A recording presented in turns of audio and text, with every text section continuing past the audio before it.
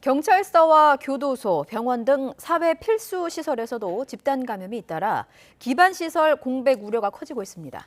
인천의 한 파출소에서는 경찰관 19명이 집단 감염된 뒤에 격리되면서 다른 경찰관들의 업무 부담이 늘고 있다고 하는데요. 현장에 나가 있는 취재 기자 연결해 보겠습니다. 홍민기 기자.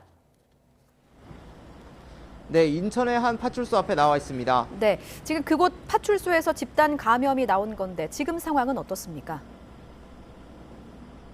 네, 이곳 파출소는 오늘부터 다시 운영을 시작했습니다. 경찰관들이 순찰차를 타고 평소처럼 순찰에 나서는 모습도 볼 수 있었는데요. 지난 12일부터 어제까지는 집단 감염이 일어나면서 이곳 파출소가 폐쇄됐고 이 자리에 경찰 통제선이 설치되기도 했습니다. 지난 11일 소속 경찰관 1명이 확진된 뒤 19명이 연쇄 감염된 겁니다. 이 파출소 소속 경찰관 35명 가운데 절반이 넘는 숫자인데요.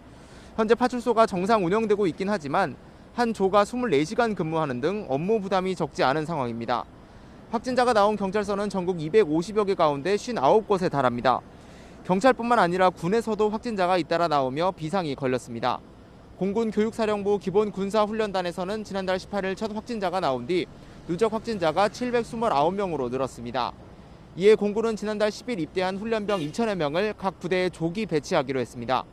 일주일만 훈련을 받고 자대에 배치되는 셈인데 감염병 때문에 훈련을 조기 종료하는 경우는 이번이 처음입니다.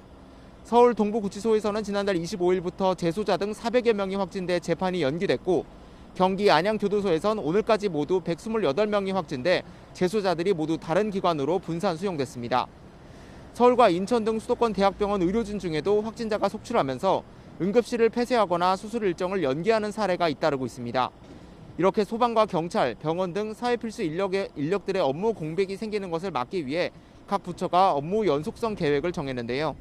소방은 하루 확진자가 5만 명을 넘을 경우 현행 3교대 근무를 2교대로 바꾸고 화재와 인명구조를 최우선 업무로 대응할 계획입니다. 경찰도 3단계 대응 방안을 정해 사회적 약자 보호, 지구대의 신고와 출동 기능을 가장 먼저 수행합니다. 병원은 확진된 의료진이 경증이고 사흘 격리한 뒤 신속 항원 검사에서 음성이 나오면 근무하도록 정부가 지침을 정했는데요.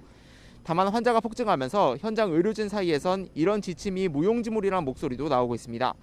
정부는 필수 준수 사항은 아니라며 기관 자체 특성에 맞게 지침을 자율적으로 수립해야 한다고 설명했습니다. 지금까지 인천의 한 파출소 앞에서 YTN 홍민기입니다.